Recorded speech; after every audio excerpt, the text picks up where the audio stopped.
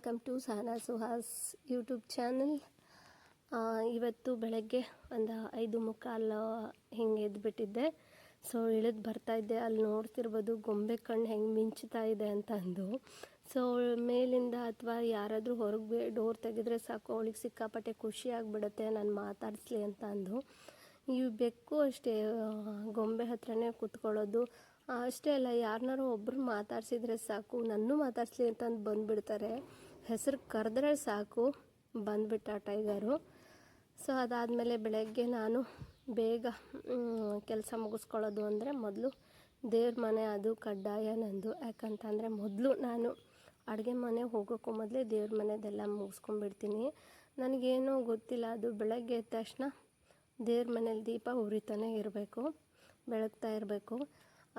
ಅದನ್ನು ನೋಡಿದಾಗ ಮನಸ್ಸಿಗೇನೋ ಒಂಥರ ಖುಷಿ ಆಗುತ್ತೆ. ಸೊ ಬೆಳಗ್ಗೆ ಎದ್ದ ತಕ್ಷಣ ನಾನು ದೇವ್ರ ಮನೆ ಒರೆಸೋದು, ಗುಡಿಸೋದು, ರಂಗೋಲಿ ಹಾಕಿ ದೀಪ ಹಚ್ಚಿ, ಹೀಗೆ ನನ್ನ ದಿನಚರಿ ಪ್ರತಿದಿನ ಇದೇ ನಂದು ಶುರುವಾಗುತ್ತೆ. ದೇವ್ರ ಮನೆ ಮೊದಲು ಕ್ಲೀನ್ ಮಾಡೋದಾಗಿರ್ಬೋದು ಹೀಗೆ. ಸೊ ಈಗ ನೋಡ್ತಿರ್ಬೋದು 6 ಗಂಟೆ ಆಗಿದೆ. ಇವಾಗ ಅಡುಗೆ ಶುರು ಮಾಡ್ತಾಯಿದ್ದೀನಿ. ಅಡುಗೆ ಅಂದರೆ ಆದಿಗೇನು ಇಷ್ಟನೋ ಅನ್ನ ಇರ್ಬೋದು. ಪ್ರತಿದಿನವೂ ಒಂದೊಂದು ಥರ ಫ್ರೂಟ್ಸ್ ಇಟ್ಟು ಕಳಿಸ್ತೀನಿ. ಆಮೇಲೆ ಯಾವುದಾದ್ರು ಒಂದು ತರಕಾರಿ ಪಲ್ಯ ಹೀಗೆ ಮಾಡ್ತೀನಿ. ಅವನಿಗೆ ಆಲ್ಮೋಸ್ಟ್ ಮಧ್ಯಾಹ್ನಕ್ಕೆಲ್ಲ ನಾನು ವೈಟ್ ರೈಸೇ ಇಟ್ಬಿಡ್ತೀನಿ, ಬೆಳ್ಳುಳ್ಳಿ ಬಜ್ಜಿ ಹೀಗೆ ವೈಟ್ ರೈಸ್ ಇಟ್ಬಿಡ್ತೀನಿ. ಸೊ ನನ್ನ ಬೇಗ ಕೆಲಸ ಮುಗಿದ್ಬಿಡುತ್ತೆ ಬೆಳಗ್ಗೆ ಅನ್ನೋಷ್ಟರೊಳಗೆ. ಅಜ್ಜಿಗೂ ಮತ್ತು ಪಾಪುಗೂ ಸ್ವಲ್ಪ ಮೆತ್ತಗಿರೋದು ಬೇಕಾಗುತ್ತೆ, ಅದಕ್ಕೋಸ್ಕರ ಸ್ವಲ್ಪ ಮೆತ್ತಗೆ ಮಾಡ್ತೀನಿ. ನಮಗೆ ಬೇರೆ ಮಾಡ್ಕೊಳ್ತೀವಿ ನಾವು ಹೆಚ್ಚಾಗಿ. ಈ ಥರ ಏನಾದರೂ ಫ್ರೈಡ್ ರೈಸು ಈ ಥರ ಇದ್ದರೆ ಮಾತ್ರ ತಿನ್ನೋದು. ಸೊ ಅದಾದಮೇಲೆ ಇವತ್ತೇನೋ ಗೊತ್ತಿಲ್ಲ, ಅಂದರೆ ಮೊನ್ನೆ ಎಲ್ಲ ಅವ್ರ ಫ್ರೆಂಡ್ಸ್ ಎಲ್ಲ ಸಾಂಬಾರು ಮಾಡ್ಕೊಂಡು ಬಂದಿದ್ರಂತೆ. ಅಮ್ಮ ನನಗೆ ಅನ್ನ ಸಾಂಬಾರೇ ಕೊಟ್ಟು ಅಂತ ಹೇಳಿದ್ದ. ಸೊ ಅದಕ್ಕೋಸ್ಕರ ಇವತ್ತು ಬೀನ್ಸ್ ಎಲ್ಲ ಹಾಕಿ, ಆಲೂಗಡ್ಡೆ ಹಾಕಿ, ಟೊಮೆಟೊ ಹಾಕಿ ಎಲ್ಲನೂ ಒಟ್ಟಿಗೆ ಬೇಯಿಸ್ಕೊಂಡ್ಬಿಡ್ತೀನಿ, ಚೆನ್ನಾಗಿ ಒಂದೇ ಸಮ ಬೆಂದುಬಿಡುತ್ತೆ ಅಂತ ಅಂದು. ಸೊ ಈಗ ಆಲ್ರೆಡಿ ನಾನು ಕುಕ್ಕರ್ ಇಟ್ಟಿದ್ದೀನಿ. ಈಗ ಅನ್ನ ಇಟ್ಟಿದ್ದೀನಿ. ಅನ್ನ ಒಂದು ಸ್ವಲ್ಪ ಫುಲ್ ಅದು ಕುದಿ ಬರಲಿ. ಸೊ ಅದಾದಮೇಲೆ ನಾನು ಈ ಬೇಳೆನ ಇಡ್ತೀನಿ, ತರಕಾರಿನ. ಯಾಕಂತಂದರೆ ಬೇಗ ಬೆಂದುಬಿಡುತ್ತಲ್ವ ತರಕಾರಿ ಎಲ್ಲ. ಸೊ ಅದಕ್ಕೆ ಸ್ವಲ್ಪ ಲೇಟಾಗೆ ಇಡ್ತಾಯಿದ್ದೀನಿ.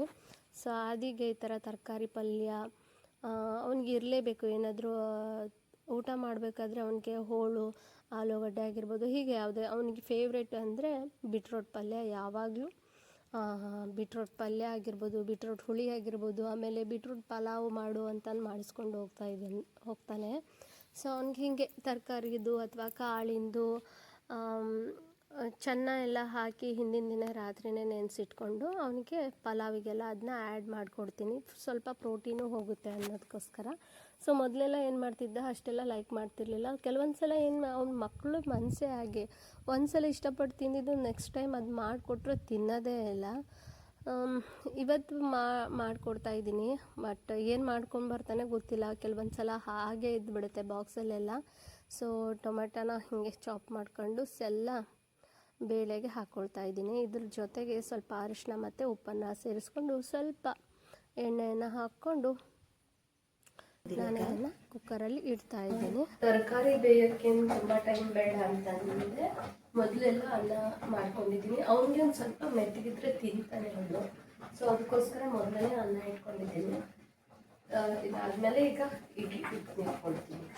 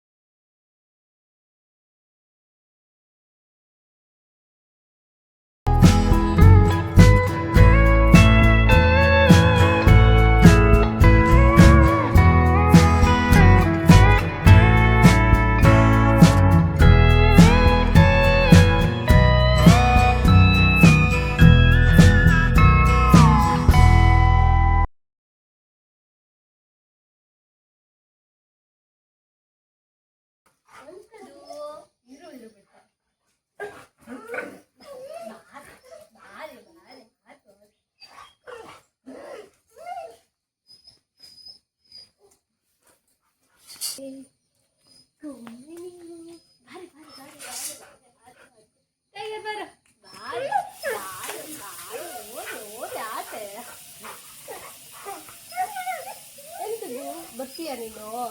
ಟೈಗರ್ ಬಾರು, ಬಾರು ಇಲ್ಲಿ ಬರ್ರಿ ನೀನು, ಇಲ್ಲಿ ಬಾರಿ ಇಲ್ಲಿ. ಮೈಮೇಲೆ ಇರು ಇರು ಇರು. ಏನು ಬಾರಿ ನೀನು. ಚೀತಾ ಚೀತಾ ಟೈಗರ್ ಓದಿದ್ದು ಟೈಗರು. ಓ ಇವ್ರು ಯಾರಿರು ಈ ನಮ್ನಿ ಮಾಡ್ತಾ ಇರೋರು? ಊನತ್ತಮ್ಮ ಬಿಡವ ನಿನ್ನ, ಬಿಡ್ತಾಯ್ತಾ ಟೈಗರ್? ಅದು ಜಾಗ ಬಿಡು ನನಗೆ.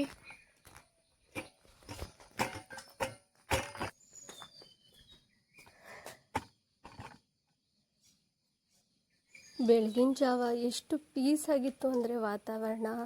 ಹಕ್ಕಿ ಅದು ಚಿಲಿಪಿಲಿ ಕಲರ್ ಅವ ಕೇಳೋಕ್ಕೆ ಒಂಥರ ಮನಸ್ಸಿಗೆ ಆನಂದ ಆಗಿರುತ್ತೆ.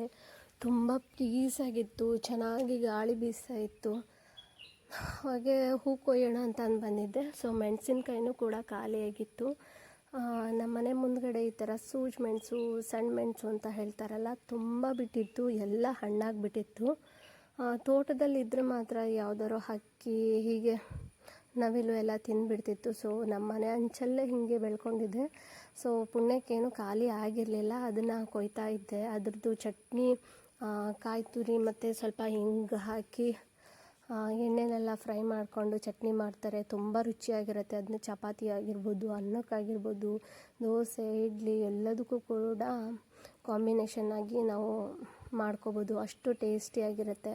ಸೊ ಆ ರೆಸಿಪಿನ ನಮ್ಮ ಅತ್ತೆ ಹೇಳ್ಕೊಟ್ಟಿದ್ರು. ನಮ್ಮ ಮನೇಲಿ ಆ್ಯಕ್ಚುಲಿ ಹೆಚ್ಚಾಗಿ ಖಾರ ತಿನ್ನೋದು ಅಂದರೆ ನಾನು ಒಬ್ಬನೇ.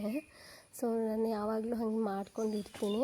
ಅತ್ತೆನೂ ತಿಂತಾರೆ, ಅಂದರೆ ತುಂಬ ಕಡಿಮೆ, ಸ್ವಲ್ಪ ಎಣ್ಣೆ ಜಾಸ್ತಿ ಅಥವಾ ಮೊಸರನ್ನೇ ಜಾಸ್ತಿ ಹಾಕ್ಕೊಂಡು ಸ್ವಲ್ಪ ಸೂಜಿ ಮೆಣಸು ಚಟ್ನಿನ ಹಾಕ್ಕೊಳ್ತಾರೆ. ಸೊ ಎಷ್ಟು ಚೆನ್ನಾಗಿತ್ತು ಅಂದರೆ ವಾತಾವರಣ ತುಂಬ ಪೀಸಾಗಿತ್ತು. ಸೊ ಅಲ್ಲೆಲ್ಲ ಹೋಗಬೇಕು ಅಂದ್ಕೊಂಡೆ. ಈಗ ದೇವ್ರ ಪೂಜೆಗೆಲ್ಲ ಹೋಗಿ ಕೊಯ್ಯೋಣ ಅಂದ್ಕೊಂಡಿದ್ದೀನಿ. ಈ ದಾಸವಾಳ ಗಿಡ ಇದೆಯಲ್ಲ, ಇದು ಊರಿಂದ ತಂದಾಗ ಆದಿ ತಗೊಂಡು ಬಂದು ಈ ಪಾಟಲ್ಲಿ ನೆಟ್ಟಿರೋದ. ಮೊಗ್ಗಾಗಿದೆ. ಹೂವೇ ಹೂವೇ ವಾವ್, ಇಷ್ಟು ಗುಲಾಬಿ ಹೂ ಅರಳಿದೆ ನೋಡಿ. ಇದು ವರ್ಷದ 365 ದಿನವೂ ಹೂ ಬಿಡ್ತಾನೆ ಇರುತ್ತೆ. ಇದನ್ನ ಒಂದು ಕಡ್ಡಿ ತಗೊಂಡು ಬಂದು ಊರಿಂದ ಹಚ್ಚಿದ್ ನೋಡ್ತಪ್ಪ. ಇಲ್ಲೋಡಿ ನನ್ನ ಕೈಯಲ್ಲೇನು ತುಂಬ ಇದೆ ಅಲ್ಲಿ ಮೆಣಸು. ಬಟ್ ಈಗ ಕೊಯ್ತಾನೆ ಇಟ್ಕೊಂಡ್ರೆ ಟೈಮ್ ಆಗುತ್ತೆ ಅಂತಂದು ಇಷ್ಟೇ ಕೊಯ್ದಿದ್ದೀನಿ. ಮೆಣಸು ಖಾಲಿ ಆಗಿತ್ತು ಅಂತ.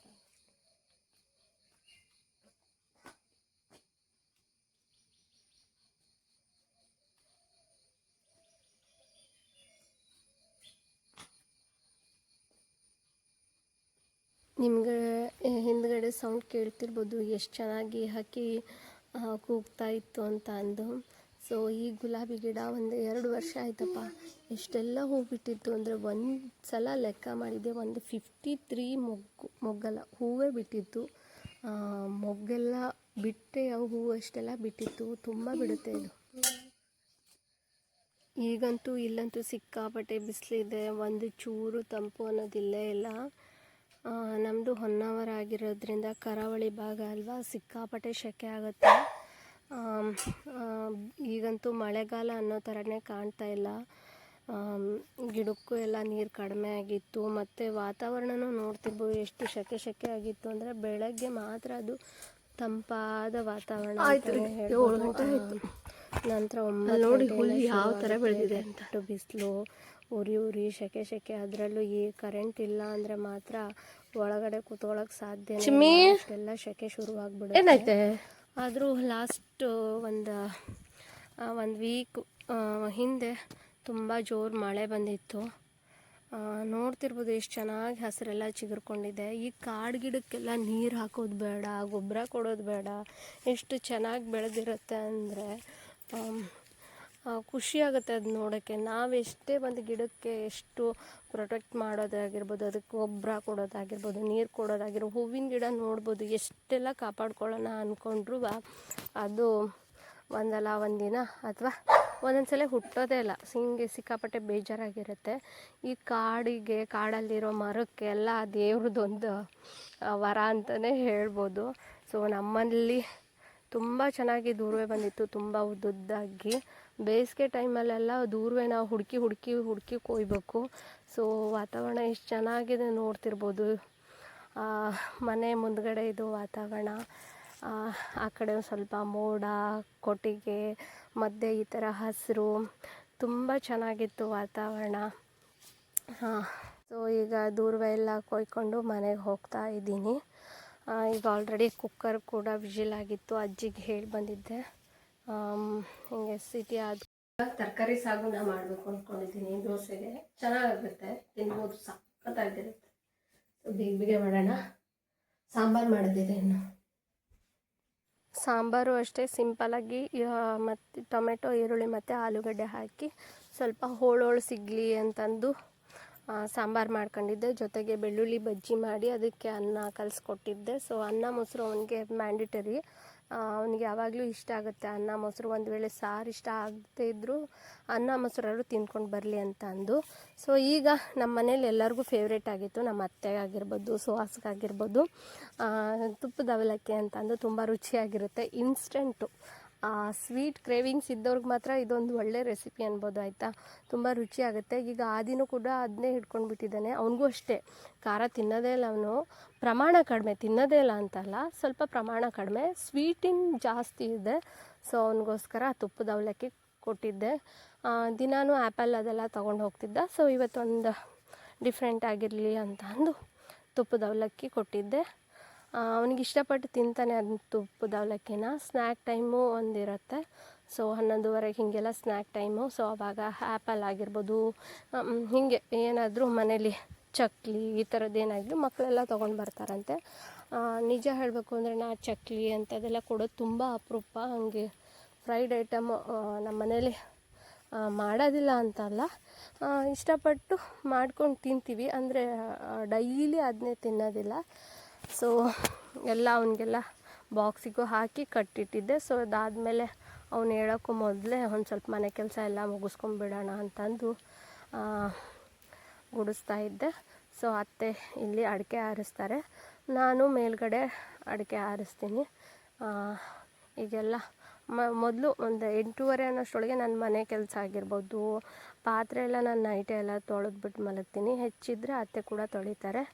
ಸೊ ಅದಾದಮೇಲೆ ನೋಡ್ತಿರ್ಬೋದು, ಈ ಥರ ತರಕಾರಿ ಸಾಗುನ ಮಾಡ್ಕೊಂಡಿದ್ದೆ. ತುಂಬ ರುಚಿಯಾಗಿರುತ್ತೆ. ಇದ್ರ ಜೊತೆಗೆ ಕಾಬೂಲ್ ಕಡಲೆನೂ ಆ್ಯಡ್ ಮಾಡ್ಕೊಂಡಿದ್ದೆ. ಅದಾದ ನಂತರ ತಿಂದು ಮೇಲ್ಗಡೆ ಬಂದು ನಾನು ಅಡಿಕೆನ ಆರಿಸ್ತಾ ಇದ್ದೆ. ಅಡಿಕೆಲಿ ಅಂದರೆ ಒಂದು ಚಾಲಿ ಬೇರೆ, ಸೆಕೆಂಡ್ ಚಾಲಿ ಬೇರೆ, ಕೊಳೆ ಬೇರೆ, ಆಮೇಲೆ ಚಕ್ರ ಬೇರೆ, ಸಿಪ್ಪೆ ಬೇರೆ, ಹೀಗೆ 4 ಡಿಫ್ರೆಂಟ್ ಟೈಪ್ಸ್ ಇರುತ್ತೆ. ಸೊ ಅದನ್ನು ಮೊದಲೆಲ್ಲ ನಂಗೆ ಗೊತ್ತಿರಲಿಲ್ಲ. ಅತ್ತೆ ಆಗಿರ್ಬೋದು, ಸುಹಾಸ ಆಗಿರ್ಬೋದು ಹೇಳಿ ನಾನು ಈಗ ಅಡಿಕೆಯನ್ನು ಸರಿಯಾಗಿ ಆರಿಸ್ತೀನಿ. ನಮ್ಮ ಮನೇಲಿ ನಾನು ಮತ್ತು ಅತ್ತೆ ಆರಿಸ್ತೀವಿ. ಸುಹಾಸು ಅಡಿಕೆನ ಸುಲಿತಾರೆ. ಸೊ ಈ ಥರ ಆಗಿತ್ತು ನನ್ನ ಹಳ್ಳಿ ಜೀವನ. ಆದಿ ಹೋದ್ಮೇಲೆ ಕೆಲಸನೇ ಇರೋದಿಲ್ಲ. ಫ್ರೀ ಟೈಮಲ್ಲಿ ಈ ಥರ ನಮ್ಮ ಮನೆ ಕೆಲಸನ ನಾವು ಮಾಡ್ಕೊಳ್ತೀವಿ. ಆದಿ ಶಾಲೆಯಿಂದ ಬರೋವರೆಗೂ ಏನಾದರೂ ಹಿಂಗೆ ಚಿಕ್ಕ ಪುಟ್ಟ ಕೆಲಸ ಎಲ್ಲ ಮಾಡ್ಕೊಳ್ತೀವಿ. ಖುಷಿ ಆಗುತ್ತೆ ಈ ಥರ. ಕೆಲವೊಂದು ಸಲ ಬೇಜಾರಾದಾಗ ನಾನು ಬಿಡ್ತೀನಿ ಕೂಡ. ಸೊ ಆಲ್ಮೋಸ್ಟ್ ನಾನು ಹಿಂಗೆ ಅಡಿಕೆ ಆರಿಸೋದು ಈ ಥರ ಎಲ್ಲ ಮಾಡ್ಕೊಳ್ತೀನಿ. ಸೊ ಇದಾಗಿತ್ತು ಇವತ್ತಿನ ಬ್ಲಾಗ್. ನಿಮ್ಮೆಲ್ಲರಿಗೂ ಇಷ್ಟ ಆಗಿರುತ್ತೆ ಅಂದ್ಕೊಳ್ತೀನಿ. ವಿಡಿಯೋ ನೋಡಿದ್ದಕ್ಕಾಗಿ